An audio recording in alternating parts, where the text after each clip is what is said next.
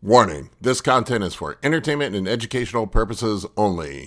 All right, folks, Big Paul here today, and I have a really good one for you. I did almost a 2-hour interview with Larry Pollock last week, and if you guys aren't familiar with Larry, he has some of the coolest stories in bodybuilding. And I'm going to break this up into some segments because there's so many cool stories. He has some stuff about Mike Mentzer when he lived with Mike Mentzer, but this story, the one I'm going to share with you today, is when he ran a UGL in Mexico and got captured and held hostage by the Mexican drug cartel. This is an insane story. I think you're going to enjoy this one. I'll put the full interview out probably here in the next week or two. But in this segment, it's where Larry talks about his encounter with the Mexican drug cartel and how he escaped. This one is awesome. I think you're going to enjoy it. We'll get started in just 1 second.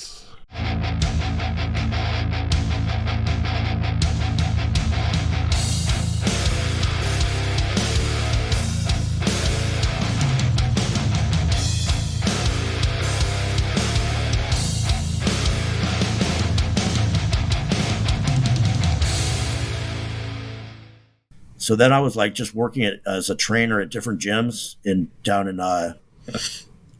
this was down in like Orange County, Costa Mesa area.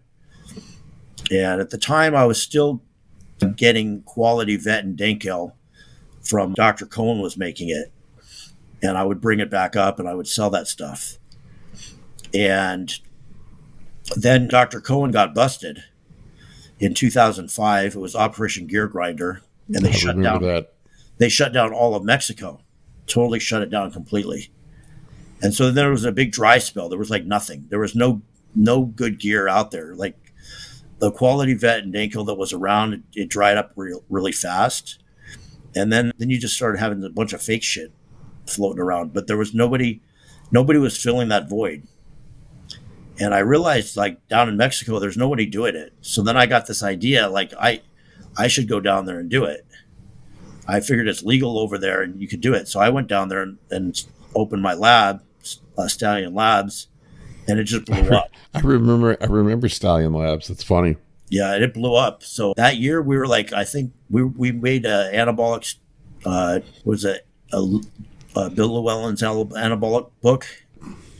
So we were featured in his book several different places, and we were like on the message boards. I was board sponsor for Outlaw Muscle. And I remember getting on Outlaw Muscle, and we were the number one lab for a year, and it just blew up like fast. I went down there with like $10,000 in my pocket, and by the end of the year, we were shipping $100,000 weeks.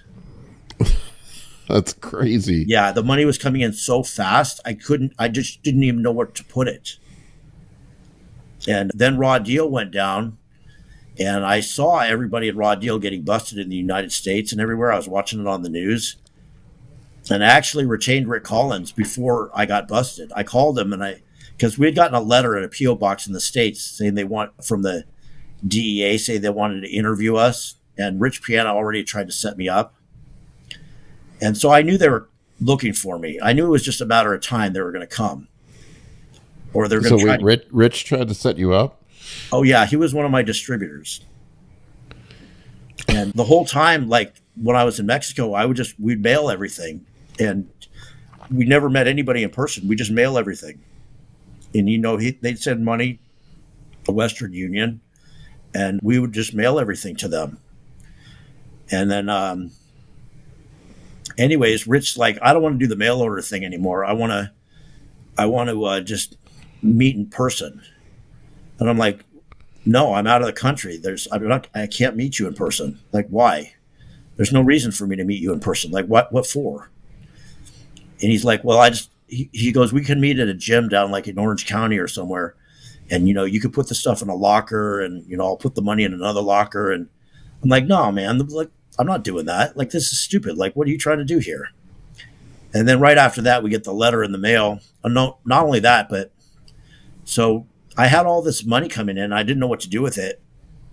So I went down to Belize and I opened a Belizean bank account. And I made a huge mistake.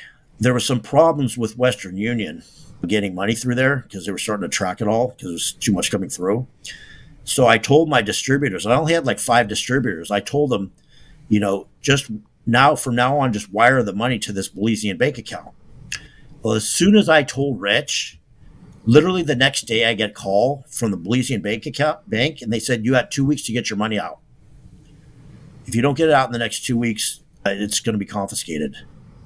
And I had put like, I don't know, about $300,000 in there, and I had to get rid of it, like from there. So I just wired all the money to Hong Kong and bought product because I didn't know I had nowhere else to put the money. And I just had like enormous amounts of cash that I couldn't deposit in any regular bank. So I sent it all to Hong Kong, and to my suppliers. I had 2 suppliers over there, and just bought a shit ton of raws and gintropins. And then I called Rick Collins and I told him, hey, all this is going down, and I want to retain you. And he's like, well, you don't actually have a case yet, so I can't really represent you. And I'm like, yeah, well, how about I just give you $10,000 and you just hold on to it just in case, because I feel like it's going to happen. I didn't know like how or where it was going to come from, but I saw everybody else getting busted before me. And I told him, I'm down here in Mexico. And he goes, well, just sit tight and just ride it out. Anyway, while this was all going on, there was like about 2 weeks of just real quiet, no busts. They like already had busted everybody but me. And then the cartel came and got me. Holy shit. Yeah. That's scary. Yeah. So what happened was the USDEA contacted the Mexican police because I was outside their jurisdiction, and they had no charges on me yet. They hadn't actually like had a case on me. They knew like what I was doing down in Mexico, but they had no proof of me doing anything other than whatever Rich said.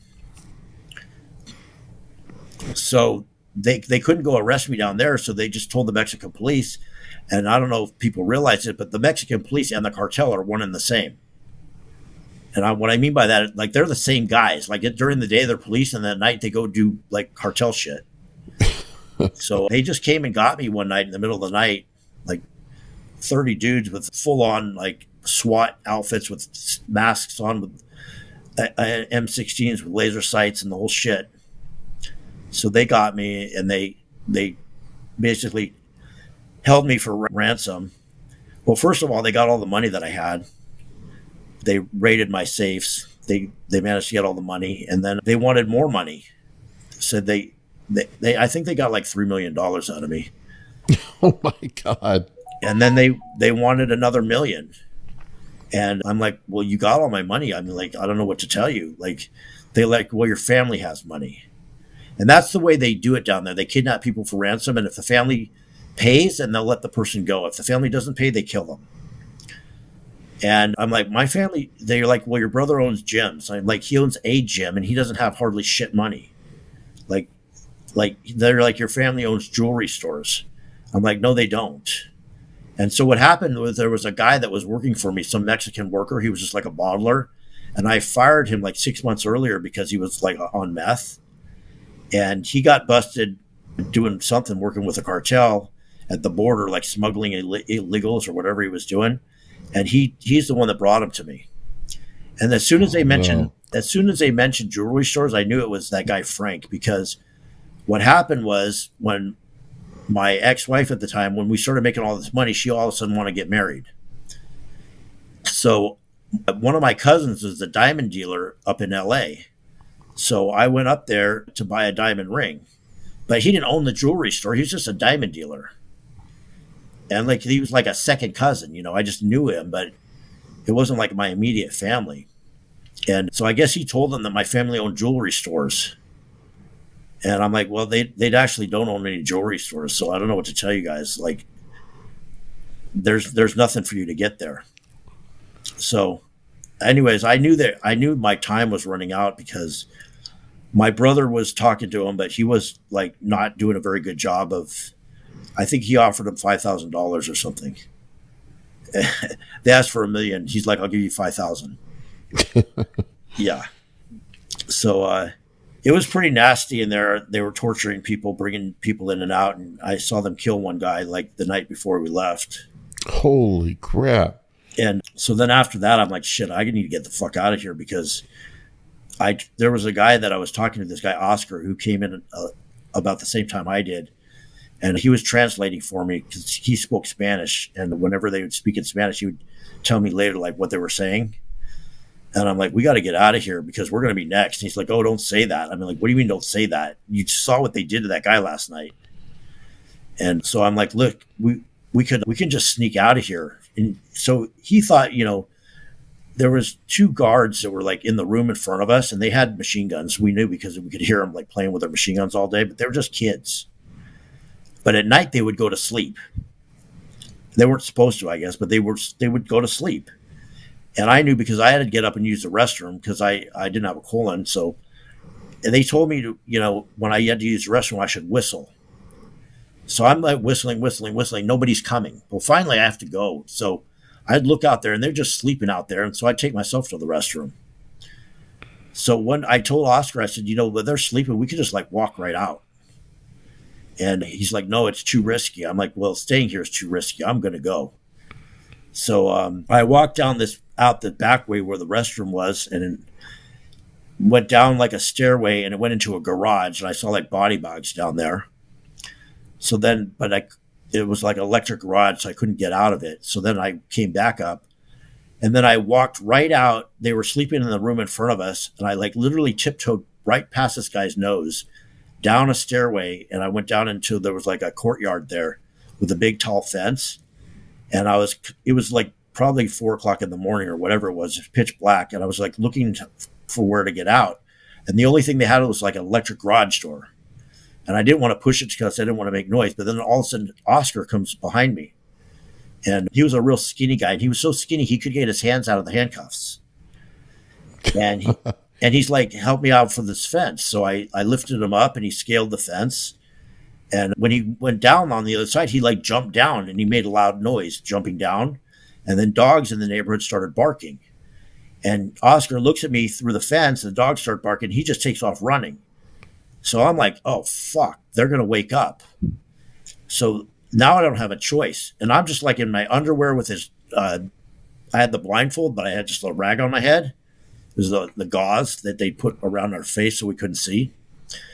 So I pushed the button on the garage door, and I scooted underneath there, and I just hauled ass down the road, barefoot and everything in my underwear. And I was chasing after Oscar, and we ran down this road in the middle of the night, and there was a taxi there. And then we were running to the taxi, waving it, and the taxi took a look at us and just drove away. And so then we ran down the hill and down through some streets, and then ended up at like I guess it was a bus station. And I don't know where Oscar went. He disappeared somewhere in the bus station. And I just was like running down this highway trying to flag down cars, but they weren't stopping. And then there was a taco stand. And the other taco stands are open like all night long. And I ran in there, and there's like a bunch of dudes just sitting there eating tacos. And I come in there, and I'm like, American, I need help, kidnapped. And they're like, sit down, have a taco. And I'm like, no, I was kidnapped. And so I talked to these guys, and they're like, do you want us to call police? I'm like, no, don't call police. And the people down there, they know what's going on. So these guys are like, oh, okay. I'm like, take me to the border. I'll pay you. They're like, all right, come on. They said they put me in the back of this van, and they like asked me which border I want to go to. And I told them Oda Mesa because that's like the shorter border to get through. So they drove me up there, and I don't know where the hell I was, but it was like an hour drive to the border. I get to the border, and I get out, and I run up to the border, and I'm like literally in like underwear with I still have the handcuffs on and gauze on my head, bleeding all over the place. And I'm like, American citizen, let me in. And the border guy's looking at me really weird, like, why are you dressed like that? And I'm like, I was kidnapped. And then the two guys that brought me there, they started like arresting them. And I'm like, no, they're good guys. They brought me here. And anyways, they took me in. They finally got a blanket, took me in, took the handcuffs off, and brought me inside. And first I'm talking to FBI, and they're asking me like what happened. And I told them about the kidnapping, but I didn't tell them about the steroid part. And then the Mexican police come and they're like, we want you to come with us and go show us where the house is down in where the kidnappers are. And I'm like, no, I'm not going down there with you. I'm not doing it. And they're like, well, we'll protect you. And I'm like, no, who's going to protect me from you? I'm not going back in there. So the FBI is like, well, we can't make him go. I'm like, yeah, I'm not going. Screw you guys. So then right when I'm finished talking with the FBI, all of a sudden DEA walks in. And they just come right in and grab me. And they're like, he's coming with us. And FBI is like, hey, what's going on? And he looks at me. He's like, there's something you didn't tell us? And I didn't say anything. And then DEA just threw me in the back of a car. And they were driving me up to their headquarters somewhere up in San Diego. And when we're on the way driving up there, they told me, you weren't supposed to come back. There was a bodybuilder dead in the morgue, and he was beaten to unrecognizable. And we thought it was you. But you weren't really supposed to come back. And then they told me a bunch of bullshit. I was like, fuck off. So I got up there, and they had arrested my wife when I was in the border. They called my wife and my brother and told them that I was there. And then when they came down, they arrested my wife. And then when we got up, I got to the DEA headquarters. I don't know, for whatever reason, they put me and my wife in a room together. And they told her that I was like really dirty and all this shit. But I told her, I'm like, don't say anything. And she goes, I didn't. I already told them I want my lawyer. So then they said to me, you could help yourself. You could help your wife. I'm like, what am I being charged with? They go, well, it could be this. It could be that. I'm like, it could be. I said, I want my attorney. And that was it. They said he invoked his right. That's it. No more discussion. So after that, I went to court in San Diego. Like, my wife bonded out like $250,000. My mom put up bail for her. And then they wanted no bail on me because they were saying I was like a flight risk and all this kind of crap. But I had a good attorney there, and my mother was there. And she ended up putting a property bond on her house to get me out. And then I was ordered to stay at her house in Camarillo as a condition of my bond. So I went there, and also as a condition of my bond, I had to get a job. So I went around Camarillo looking for a job. And Camarillo is kind of like a sleepy town, like old retirement town. And there, I couldn't find anything I wanted to do there, so I just opened a gym. And that's when I started in the gym business. I opened the gym just to have a job. So I did that. We ran the gym for like 3 years while I was on probation. And then finally, I always told my wife at the time, if anything goes down, I'll make sure that, you don't get in trouble. So they finally, after 3 years, they came and they said, hey, if you take this deal for 24 months, we'll let her walk. And I really didn't want to take a deal for anything because they really didn't have a case on me. They never caught us with anything, not one pill, not one vial, nothing. It was just conspiracy to distribute. So anyways, but I told her I'd do it. So I took the deal. And I ended up going to TI, and I did 14 months on the 24 months because with halfway house and time off and whatever, I ended up doing 14 months. That's a crazy story. I guess it's better than being dead. Yeah. Yeah, I was probably this close to being dead. That's insane, man.